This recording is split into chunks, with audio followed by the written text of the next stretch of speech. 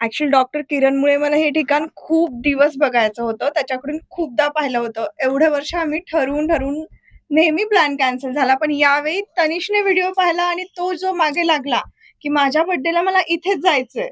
त्यामुळे आम्ही इथे आलो आणि इथे आल्यानंतर असं 2025च्या आधी एक खूप सुंदर अनुभव आम्हाला आलेला आहे. काल आल्यापासून एकही मिनिट आम्ही असं बसलो नाहीये किंवा काही ऍक्टिव्हिटी नाहीये असं नाहीये. इतके नवीन नवीन अनुभव आले. नाईट वॉक, स्टार गेझिंग आणि संध्याकाळी सगळेजण एकत्र बसले होते. मस्त मज्जा गाणी केली.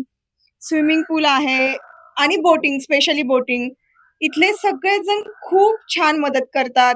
राजू आणि बाकीचे पण सगळेजण आहेत. शिवाय इथले ओनर तिघं पण खूप हेल्पफुल आहेत आणि जेवणाची तर वाह करून आम्ही थकू. आम्ही म्हणजे पहिल्यांदा नॉनव्हेज ट्राय केलं, बट त्यानंतर व्हेज घेतल्यानंतर बाबांनी हाक मारून सांगितलं पण की आम्हाला आधी का सांगितलं नाही व्हेज, इतकं छान आहे, आम्ही तेच घेतलं असतं. इतकं म्हणजे नॉनव्हेज व्हेज सगळं सगळं छान होतं. जेवण छान होतं आणि स्पेशली मुलांसाठी खूप साऱ्या ऍक्टिव्हिटीज आहेत. खूप एन्जॉय केलं आम्ही. आम्ही असं परत परत येत राहू. खूप छान आहे. छान आनंद. धन्यवाद. तू एक सांग, तूच फक्त बोल बोलायचंस. आता. माझा बर्थडे चांगल्या ठिकाणी साजरा केला त्याच्याबद्दल सगळ्यांचा आभार.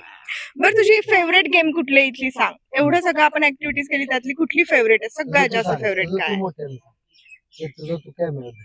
ची नाईट वॉक, स्टार गेझिंग, स्विमिंग, की तुला इथे छोटे छोटे खेळ ते आवडले की बोटिंग आवडलं? एक काहीतरी चूज करा पटकन. Ready start. ओके, त्याला बॉनफायर आवडलेला आहे. अजून तू तुझ्या फ्रेंड सोबत बरेच गेम्स पण खेळला ना, कॅरम, चेस, क्रिकेट. तुला चेस विच वन आवडला? Is your favourite memory? Chess मोठ्याने मोठ्या सांग. कॅरम. अशा पद्धतीने खूप मजा केली. थोडासा लाजतोय तो पण आता ठीक आहे.